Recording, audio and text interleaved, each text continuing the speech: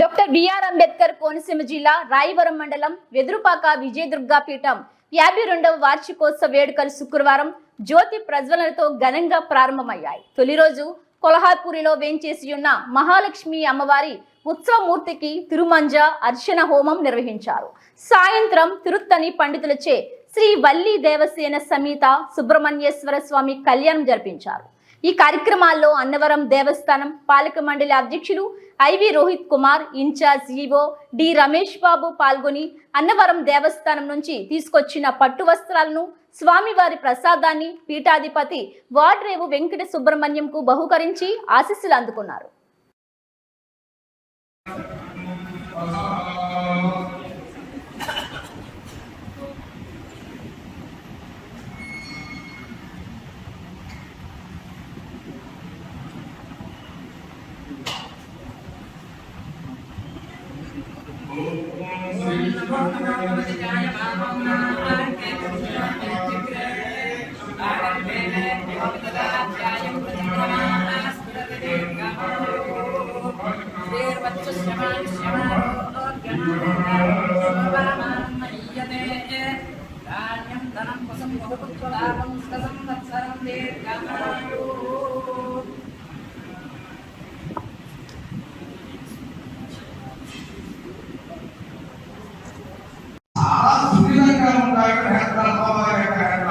ఒక్కసారి అలాగే కనుక చూసినట్లయితే మన వైపు మనం చూడాలని చెప్పి అనుకుంటున్నాం.